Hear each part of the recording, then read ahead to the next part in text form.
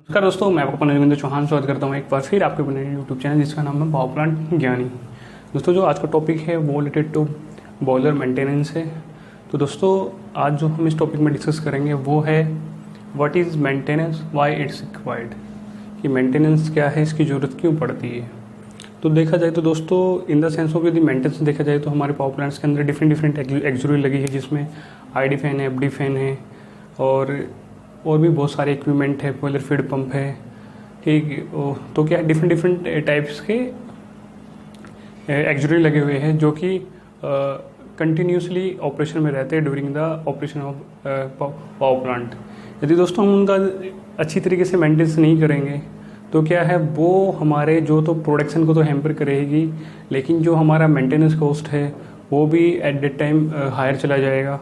तो क्या है, जो यदि एक मेंटेनेंस वर्ड का यदि मैं आपको बताऊं तो एक पर्टिकुलर मेंटेनेंस वर्ड का हम बता सकते हैं कि यदि सिंपल वे में यदि मैं बताऊं तो मेंटेनेंस मीन्स तो एक छोटा सा हिंदी में आपको बताऊं तो रख रखाव बोल सकते हैं उसको, लेकिन ये अपना एक मेजर रोल प्ले करता है in the operation of power plant. क्योंकि यदि देखा जाए तो मेंटेनेंस कह सकते हैं कि हम कीपिंग समथिंग एज यूजुअल, कि भाई जो हमारी चीज़ है उसको उसी तरीके से रखा जाए ताकि उसका जो लाइफ स्पैन है वो है क्या है, वो एक एज पर मैन्युफैक्चरर क्या है, वो जो डिजाइन लाइफ स्पैन है उसका वो मेंटेन रहे। और यदि देखा जाए तो इन द सेंस ऑफ यदि किसी इक्विपमेंट को हम ड्यूरिंग ऑपरेशन टाइम उसको डैमेज या फिर ख़राब होने से बचा के रखने के लिए जो एक्टिविटी करते हैं उसको हम मेंटेनेंस बोल सकते हैं। तो ये क्यों ज़रूरत होती है, क्योंकि देखो इन द सेंस ऑफ छोटा सा एग्जांपल लेते हैं हम कि जैसे हमारी बॉडी है कि ये भी एक मशीन है जो कि गॉड ने प्रोवाइड की है। तो क्या है, इसमें यदि हम इसको टाइम से रख रखाव नहीं करेंगे तो क्या है, हमारा जो लाइफ स्पैन है वो क्या है, कम रहेगा। कि जैसे कि हम अपने जैसे कि यदि हम टाइम पे कुछ अच्छे से ट्रीटमेंट कराते रहे, यदि हम मेंटेनेंस की बात करें तो फिजिकली एक्सरसाइज करते रहें या फिर अच्छे से फूड खाते रहें, तो क्या है, हमारा जो लाइफ स्पैन है वो इंक्रीज हो जाएगा।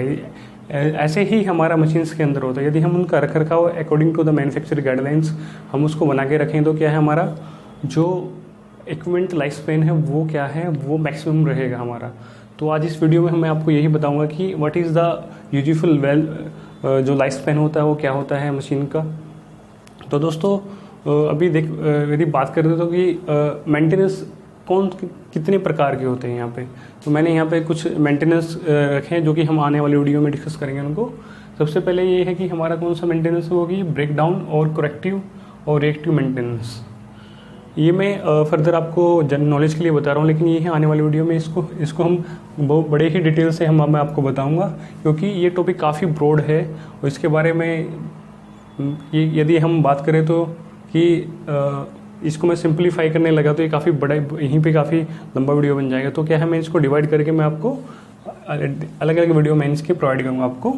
तो सेकंड है कि प्रिवेंटिव और शेड्यूल्ड मेंटेनेंस, और ये है प्रिडिक्टिव मेंटेनेंस। फोर्थ है कंडीशनल बेस्ड मेंटेनेंस, CBM बोलते हैं इसको, कंडीशनल बेस्ड तो इसको मैं आपको अलग अलग से वीडियो प्रोवाइड करूँगा इनके। तो टोटल प्रोडक्टिव मेंटेनेंस, जिसको हम TPM भी बोलते हैं, टोटल प्रोडक्टिव मेंटेनेंस। तो दोस्तों, ये कुछ 5 तरीके के मेंटेनेंस मैंने यहाँ पे लिखे हैं। तो जस्ट मैं आपको ये बताने वाला था कितने टाइप के मेंटेनेंस होते हैं इस वीडियो में, लेकिन जो हम डिस्कस करेंगे इस वीडियो में वो रहेगा कि maintenance bye it's required, maintenance क्या होता है, क्यों ज़रूरत होता है पावर प्लांट्स के अंदर। तो क्या है दोस्तों, यदि हम अच्छे से प्लांट की एक्चुअली का जो मेंटेनेंस है वो टाइम से करते रहेंगे as per there set scheduled guidelines, तो क्या है, उसका क्या है, एक तो हमारा पावर प्लांट की अवेलेबिलिटी बढ़ी रहेगी। नंबर 2, जो कि ब्रेक डाउन है वो काफ़ी मिनिमम रहेगा, और जो कि है हमारा जो प्रोडक्शन रेट हमारा हायर होगा, तो हैम्पर नहीं होगा। तो क्या है, डायरेक्टली वो क्या है, कंपनी की ग्रोथ के लिए काफ़ी हेल्पफुल पॉइंट होते हैं। तो दोस्तों, अभी बात करते हैं कि भाई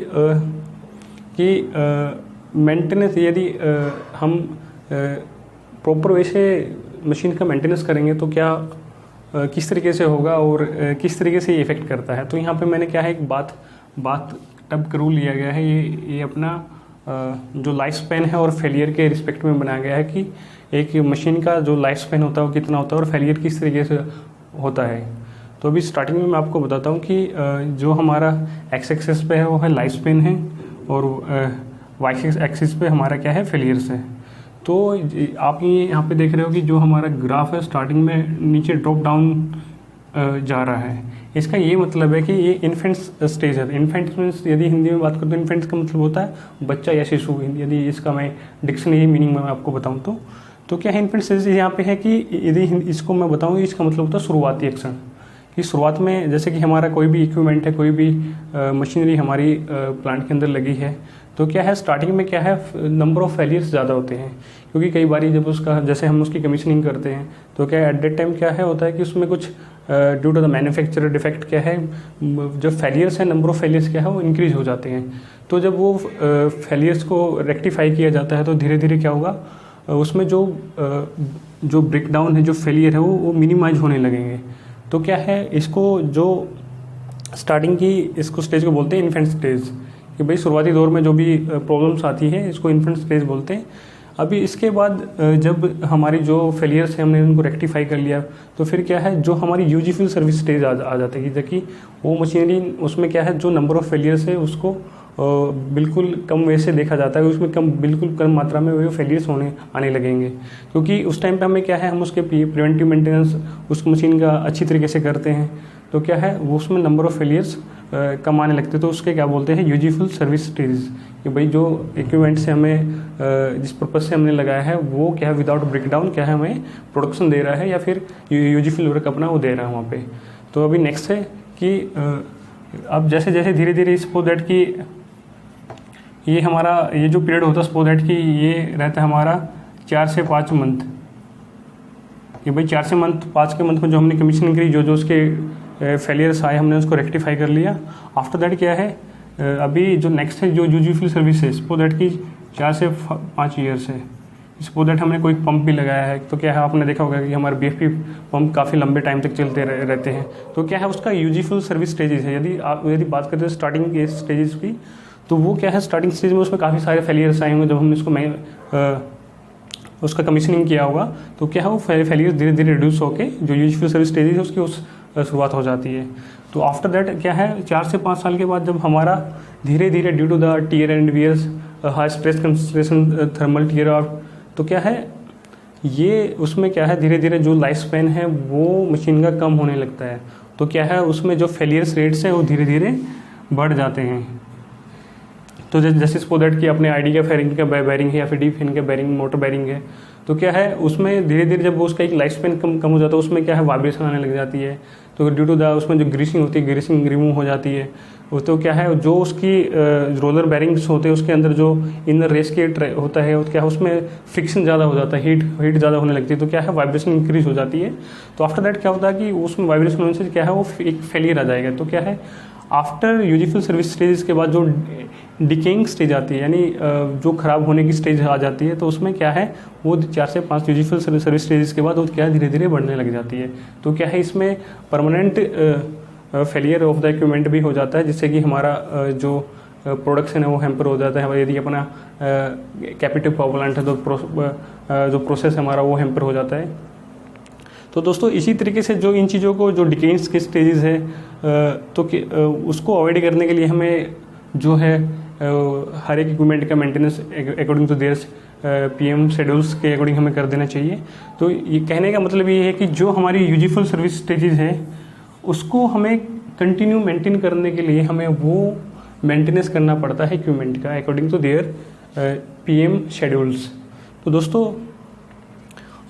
इसमें क्या होगा कि आपको हर एक इक्विपमेंट की हर एक डाटा रिकॉर्ड बना के रखना पड़ता है कि उसमें ग्रीसिंग कब हुआ, उसमें उस पीएम कब हुआ उसका। तो क्या पीएम के अंदर ये सारी चीज़ आ जाती है, tightening, greasing, cleaning of the equipment. तो क्या है ये तो देखा जाए तो कुल मिला के मैं आपको लास्ट में यही बोलूँगा कि किसी भी मशीन को उसके प्रॉपर वैसे वर्किंग कंडीशन में रखने के लिए जो भी एक्टिविटी की जाती है उसमें जो भी कोई भी आ गया, या तो इक्विपमेंट रिप्लेसमेंट आ गया या फिर पीएम एक्टिविटीज़ आ गई, तो क्या है उसको क्या हम मेंटेनेंस बोलते हैं। और ये इसलिए ज़रूरत है ताकि हमारा प्रोडक्शन हैम्पर नहीं हो और जो अपनी मशीन है वो स्मूथली से वर्क करती रहे। तो दोस्तों आज के लिए ये आई थिंक जो मैंने बताया आई थिंक आपको इतना समझ में आ गया होगा। यदि नहीं आया तो मुझे प्लीज़ कमेंट सेक्शन में ज़रूर इन्फॉर्म करिएगा, ताकि मैं आपको इसके बारे में और डिटेल से बता सकूं। दोस्तों आज के लिए इतना ही काफ़ी है। उससे पहले मैं आपसे एक रिक्वेस्ट करना चाहूँगा, यदि आप इस चैनल पे नए हों, यदि आज इस पे मुझे पहली बार ही देख रहे हो, तो मैं आपसे रिक्वेस्ट करना चाहूँगा कि मैं इस चैनल पर पावर प्लांट ऑपरेशन और मेंटेनेंस से लेकर वीडियो बनाता रहता हूँ, जो कि आपकी करियर ग्रोथ के लिए काफ़ी हेल्पफुल होते हैं। तो दोस्तों आज के लिए इतना ही काफ़ी, फिर मिलेंगे एक अच्छी वीडियो के साथ। तब तक के लिए जय हिंद, जय भारत। और don't forget to subscribe this channel. नीचे रेड कलर का बटन है, उसको जरूर प्रेस करके जाइए सब्सक्राइब बटन को, और बेल नोटिफिकेशन को जरूर प्रेस कीजिए, ताकि मेरे लेटेस्ट वीडियो की नोटिफिकेशन आपको मिलते रहे। Thank you, bye bye, take care.